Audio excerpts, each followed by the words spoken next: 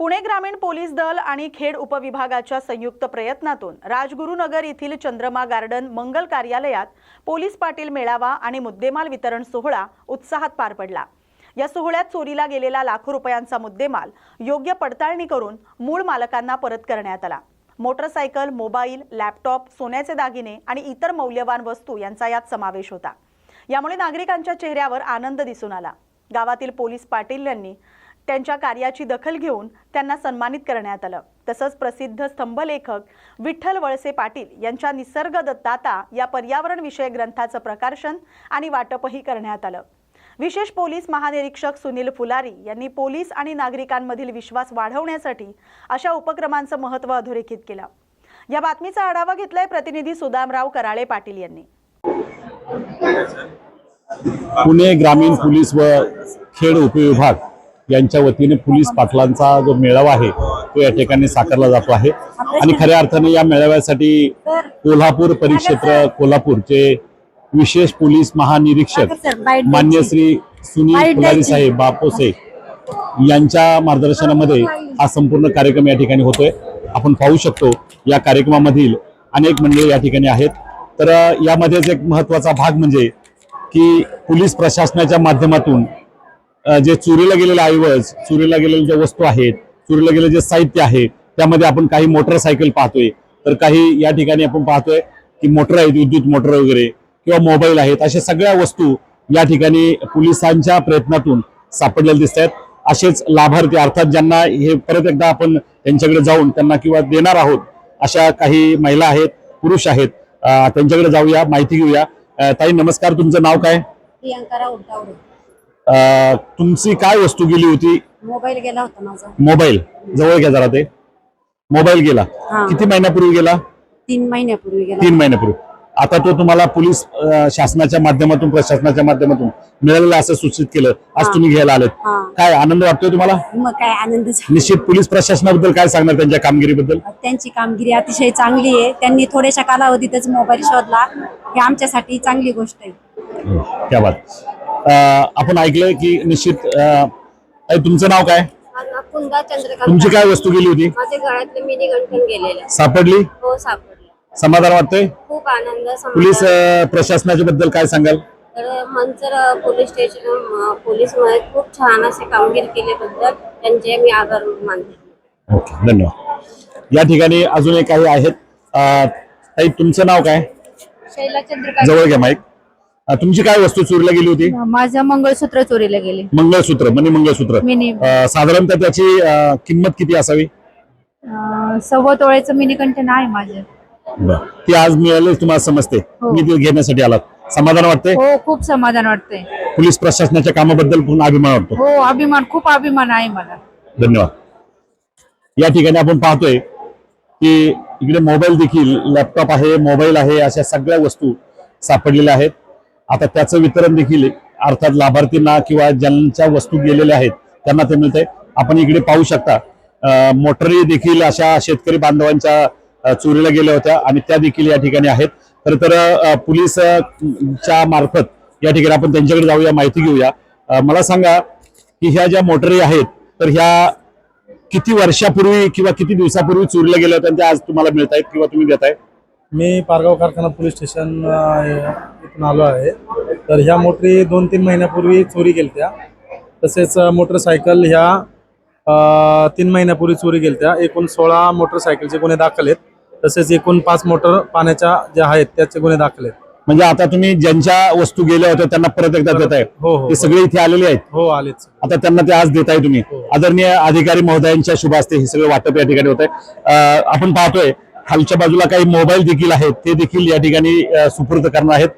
Pargaon police स्टेशनच्या माध्यमातून हे या ठिकाणी दिले जाणार आहे। अर्थात त्यांनी तो तपास केलेला आहे। निश्चितच कर्तव्यदक्ष काम या पोलीस प्रशासनाच्या माध्यमातून झालेलं आपण पाहतोय आणि म्हणूनच हे सगळं पुन्हा एकदा ज्यांची वस्तू गेली त्यांना मिळणार आहेत। पाठीमागे आपण पाहू शकता 2 गाड्या देखील आहेत, त्यामध्ये स्कूटी एक आहे आणि एक मोटरसायकल आहे। तर या 2 गाड्या देखील आता या ठिकाणी दिल्या जाणार आहेत।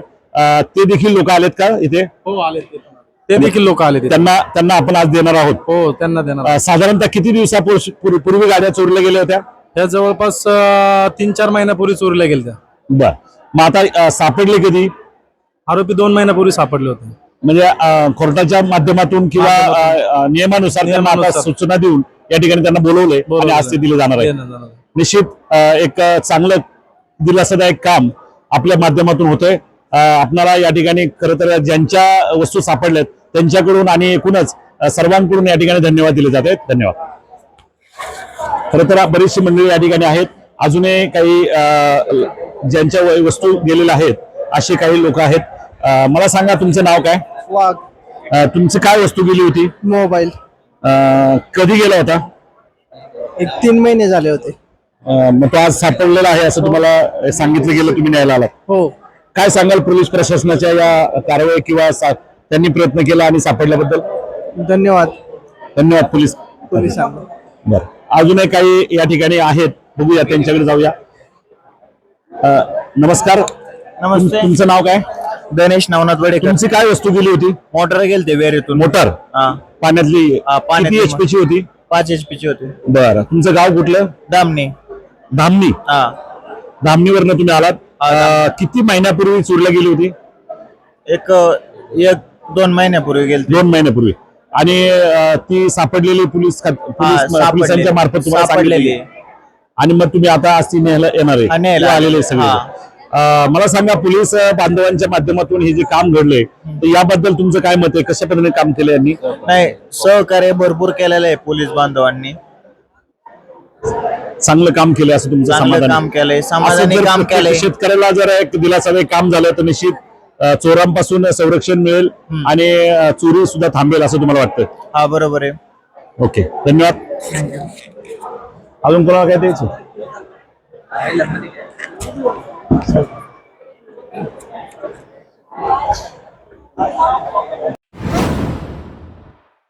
पवित्र रमजान महिन्याच्या पार्श्वभूमीवर हिमायतनगर शहरात आयोजित दावते इफ्तार कार्यक्रमातून हिंदू मुस्लिम ऐक्याचा प्रभावी संदेश देण्यात आला. नगराध्यक्ष शेख रफिक शेख मेहबूब यांच्या पुढाकारातून गेल्या 10 वर्षांपासून हा उपक्रम सातत्याने राबवला जातोय.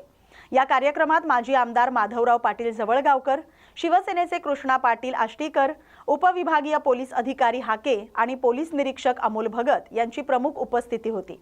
माजी आमदार पाटील यांनी शहरातील भाईचाऱ्याची परंपरा पिढ्यानपिढ्या चालत असल्याचं आणि भविष्यात देखील कायम राहणार असल्याचं सांगितलं. शहरातील व्यापारी आणि विविध पक्षांचे पदाधिकारी, नगरसेवक, कार्यकर्ते तसंच मुस्लिम बांधव मोठ्या संख्येने उपस्थित होते. या बातमीचा आढावा घेतलाय प्रतिनिधी सोपान बोंपिलवार यांनी. रमजान पवित्र महिन्याच्या 27वा आज रोजाचा दिवस आहे आणि अशा या धार्मिक कार्यक्रमात रमजानच्या या महिन्याच्या त्या इफ्तार पार्टीच्या निमित्ताने उपस्थित कृष्णा पाटील, आपल्या विभागाचे कर्तव्यदक्ष DYSP, आपले हाके साहेब, या ठिकाणी भगत साहेब, आपल्या नगरीचे नगराध्यक्ष रफिक भाई, उपनगराध्यक्ष, पदाधिकारी. मी या रोजाच्या रमजान महिन्याच्या या पवित्र सणाच्या निमित्ताने सर्व माझ्या हिमायतनगर शहरातील, तालुक्यातील, दोन्ही तालुक्यातील मुस्लिम बांधवांना खूप खूप मनापासून शुभेच्छा देतो. आणि माझ्या मते ईद साधारण 21 तारखेला त्या ठिकाणी होईल. ते आता त्या दिवशी तर आपण सगळेजण त्या ठिकाणी आहोत आणि त्या निमित्ताने सुद्धा सगळ्याला मनापासून शुभेच्छा देतो.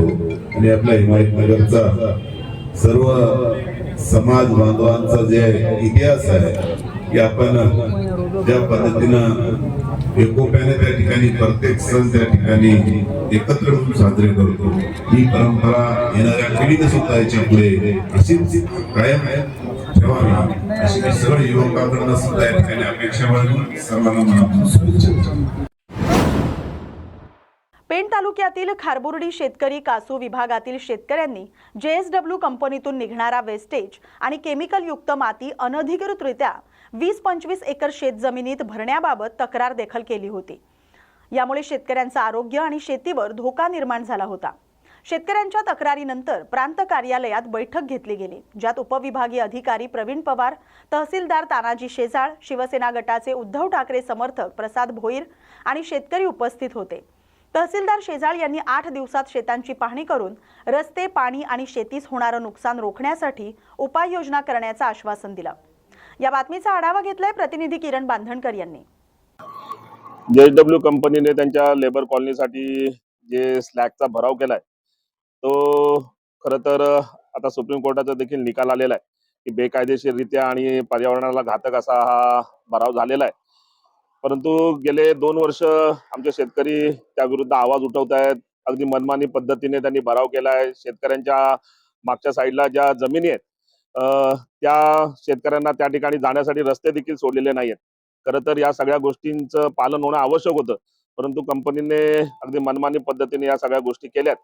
त्याविरुद्ध आवाज उठवण्यासाठी आज आम्ही प्रांत कार्यालयामध्ये आलो होतो. प्रांत साहेब तसेच तहसीलदार साहेब यांनी आम्हाला आश्वासित एवढ्या रुंदीचा रस्ता ताबडतोब 8 दिवसामध्ये मोकळा करण्याचं आश्वासन आम्हाला साहेबांकडून मिळालेलं आहे. अगदी महसूल यंत्रणा, पोलीस यंत्रणा लावून कंपनीच्या अधिकाऱ्यांना पहिले सूचित करण्यात येईल. त्यांनी स्वतःहून केलं तर ठीक आहे, अन्यथा सर्व यंत्रणा लावून ते रस्ते मोकळे करण्यात येतील. आणि त्यानंतरही जे स्लॅगचं पाणी शेतकऱ्यांच्या शेतामध्ये जातं आणि त्यामुळे शेतजमिनी नापीक होतात, त्याबद्दल देखील शेतकऱ्यांनी आपली व्यथा प्रांतसाहेबांजवळ मांडली आणि त्या विरोधात देखील योग्य ते उपाययोजना करण्याचं कंपनीला सांगण्यात येईल. तशा प्रकारची बैठक एक 8-10 दिवसामध्ये आयोजित करण्यात येईल असं देखील आश्वासन आम्हाला आज शेतकऱ्यांना सगळ्यांना प्रशासनाकडून मिळालेलं आहे. आमचा प्रशासनावर पूर्ण विश्वास आहे. आतापर्यंत कंपनीची जी मनमानी चालत आली ती यापुढे खपून घेणार नाही असा देखील इशारा शेतकऱ्यांनी आज दिलाय. पूर्णपणे एकदम खराब आहे. आज शेती 3 वर्ष झाली भराव केल्यामुळे त्यातून सफेद पाणी जो निघणार आहे केमिकल युक्त, त्यामुळं शेतीची पूर्णपणे नासाडी झालेली आहे. स्वतः माझा भरावा लागूनच शेत आहे, परंतु या शेतामध्ये सुद्धा मी आज 3 वर्ष माणसं घेऊन शेतीची लागवड करतोय, परंतु मला एक भाताचा दाना सुद्धा मिळत नाही. ही मागील व्यथा जी आहे ही मागपासून मी तहसीलदारांकडे सुद्धा मांडलेली आहे, प्रांताकडे सुद्धा मांडलेली आहे. कुणीही दाद घेतलेली नाही. आज दादाच्या साह्याने आम्हाला देवरूपाने माणूस भेटला आणि त्यांनीच आम्हाला आज इथपर्यंत पुढे नेण्याचं काम केलेलं आहे आणि ते करत राहणार आहेत. परंतु आज प्रांत साहेबांनी तो निर्णय दिलेला आहे की बाबा 8 दिवसात तुम्हाला रस्ते मोकळे करून देतोय, तुम्हाला शेतीचे काय नासाडी झालेली असेल ती नुकसान भरपाईचा तुम्हाला प्रश्न मिटवून टाकतो आणि भोवताली जे नाले जे आहेत पाणी जाण्यासाठी ते सुद्धा तुम्हाला मोकळे करून देतो असं आम्हाला आश्वासित केलेलं आहे. पेण तालुक्यातील दादर गावातील शेतकऱ्यांनी मुंबई SEZ लिमिटेड कंपनीकडून बेकायदेशीररित्या 7/12 कंपनीच्या नावावर चढवलं जाण्याविरोधात रास्ता रोको आंदोलन करण्याचं ठरवलंय. शेतकऱ्यांनी दिलेल्या निवेदनाची शासनाकडून कोणतीही दखल न घेतल्यामुळे 23 मार्च 2026 रोजी सकाळी 11 वाजता राष्ट्रीय महामार्ग 66 वर हमरापूर फाट्याजवळ शांततेच्या मार्गानं आंदोलन करण्यात येणार आहे. अंदाजे 17-18 वर्षांपूर्वी घेतलेल्या शेती जमिनी संदर्भात कंपनीनं कोणतीही करातील अटी पूर्ण न करता SEZ प्रकल्पासाठी शेतकऱ्यांची जमीन बेकायदेशीररित्या कंपनीच्या नावावर केली आहे असा आरोप शेतकऱ्यांनी केलाय. या आंदोलनात विजयभाऊ पाटील, दीपक शेट पाटील, संतोष महाणे, उपसरपंच वैभव पाटील, माजी सरपंच मंगेश पाटील आणि मोहन पाटील यांसह गावातील नागरिक उपस्थित राहणार आहेत. या बातमीचा आढावा घेतलाय प्रतिनिधी किरण बांधणकर यांनी. परंतु हा लढा संपला नाही. आजपासून सुरुवात झाली. आजपासून सुरुवात झालेली आहे आणि आजपासून आपण आता संघटित राहणं, जे आम्ही पंचमंडळी किंवा ग्रामपंचायत जे जे नियम सांगतील किंवा सूचना देतील त्या सर्वांनी पालन करायचं आहे आणि आपल्याला नक्की विजय मिळेल. परंतु सुरुवात आजपासून आंदोलनाची झाली. सर्वांनी झोपू नका, जागे राहा. वेळ बोलून मी माझे आपले विषय मीटिंग संपली म्हणून जाहीर करतो. परंतु जाताना यवतमाळ जिल्ह्यात युद्धजन्य परिस्थितीमुळे घरगुती गॅस सिलेंडरचा तुटवडा जाणवू लागलाय। प्रशासनानं अवैध वापर रोखण्यासाठी मोठ्या प्रमाणावर कारवाई केली आहे। तहसील स्तरावर स्थापन केलेल्या गोपनीय पथकांनी शहर आणि ग्रामीण भागात छापेमारी करून एकूण 73 सिलेंडर जप्त केले। दारव्हा तालुक्यात 12, पुसदमध्ये 40 तर यवतमाळ शहर आणि उमरसरा परिसरात 21 सिलेंडर जप्त करण्यात आले। या कारवाईत नायब तहसीलदार, ग्राम महसूल अधिकारी, कोतवाल आणि पुरवठा विभागाचे कर्मचारी उपस्थित होते। पुरवठा अधिकारी संघपाल मेश्राम यांनी नागरिकांना संयम बाळगण्याचं आवाहन करत अवैध साठा न करण्यास सांगितले। या बातमीचा आढावा घेतलाय प्रतिनिधी कलीम खान यांनी। किती गॅस सिलेंडरमध्ये काळाबाजारी करण्यात आले आणि किती जणांवर कारवाई करण्यात आली आहे? यवतमाळ जिल्ह्यामध्ये आज रोजीपर्यंत एकूण 73 सिलेंडर आपण जप्त केलेले आहे। त्यापैकी पुसद येथे 13 मार्च रोजी 40 सिलेंडर, त्याच्यानंतर काल उमरसरा आणि यवतमाळ येथील उमरसरा येथे 21 सिलेंडर आणि दारव्हा येथील 12 सिलेंडर असे एकूण 73 सिलेंडर आपण जप्त करण्याची कारवाई केलेली आहे। आणि जर कोणी काळाबाजार करत असेल तर आम्ही सर्व आयोजन नंबर सर्क्युलेट केले आहे। कृपया नागरिकांनी त्याच्यावर संपर्क साधावा आणि आम्हाला सांगावं। सर, काही नागरिकांना घाबरण्याचं कारण नाही आहे। त्यांना 8 दिवसात, काल आम्ही सभा घेतली आहे सर्व गॅस एजन्सी धारकाची, 8 दिवसात सिलेंडर उपलब्ध करून देण्याबाबत माननीय जिल्हाधिकारी यांनी सर्व गॅस एजन्सींना निर्देश दिलेले आहेत केले आहे। अशा काही तक्रारी आल्या तर आम्हाला कळवा, त्यात आपण नंबर सर्क्युलेट केला।